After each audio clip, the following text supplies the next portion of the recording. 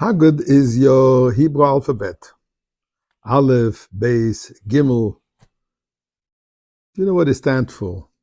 So a few years ago, the ex-non-prisoner released, Shalom Rubashkin, he said the Aleph, Beis, Gimel stands for Emunah, Bitochen, and Geula. Faith, trust, and redemption. There's another one which I want to discuss with you soon. But first of all, again, thank you to Hashem for everything, for all the amazing miracles that we see today.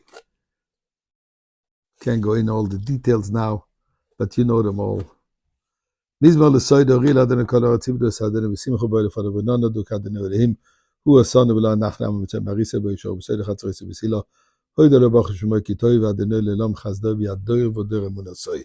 Let us give some tzedakah. So what's the Aleph Beis Gimel? Aleph, the first letter, reminds us to the first word of the revelation of Sinai, the Ten Commandments. God starts with Anochi Hashem Elokecha. I am God, your God. Aleph for Anochi. Makes sense? Aleph, first letter, refers to Hashem. Beis, the second letter, reminds us of the beginning of the creation of the world, for that matter, the first letter of the Torah. Bereshis bara Elokim, eser shamayim v'saaretz. In the beginning, God created heaven and earth. The letter Beis.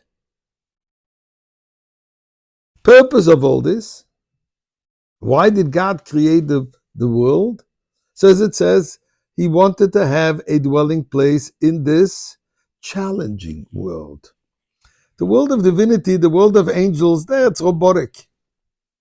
This world, with its challenges, with its ups and downs, and world in Hebrew called Olam, comes from the word Helem, concealment, which is coming from Purim. Esther, concealment. Where godliness is concealed. When we look out of the window, we don't see God, we see nature. This time of the year, we're starting to think, at least not talking about in Florida, but here in Montreal, where it's a little colder, and we're starting to think, Baruch Hashem, March came in, hopefully it's getting a little warmer, the days are getting longer. We look at nature. But really, it's for us to reveal and understand that nature doesn't work by itself. Nature is just a concealment, a cover, a veil for God acting behind the laws of nature. And that's our task, to reveal that, to recognize this. Which this brings us to Geula, to redemption.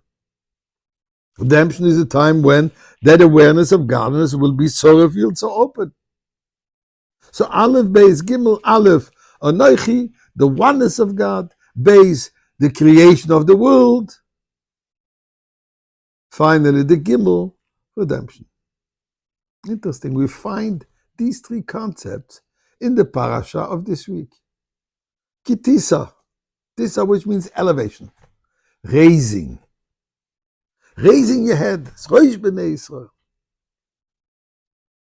We find these three stages. The first tablets, discussed in the parasha of this week. The first tablets refer to the Aleph. God gave us, God wrote, quote unquote, these tablets. Anochi, the oneness of God. Sadly, Moshe Rabbeinu is coming down from the mountain with these tablets, and what does he see? Concealment. Helem v'Hester. A concealment of godliness. They did the golden calf.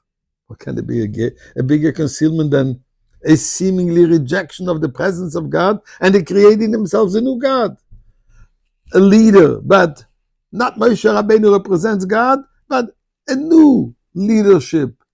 A leadership of gold. A calf. That's the base. Where things are, nature of the world is concealing what they think Till now, we had Moshe Rabbeinu looking after our needs, but now that Moshe Rabbeinu is gone, who's going to look after it?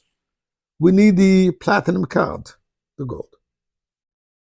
But then comes the forgiveness, the second luchis, where God has forgiven us for this weakness, for this mistake, serious mistake, and is giving us a final revelation.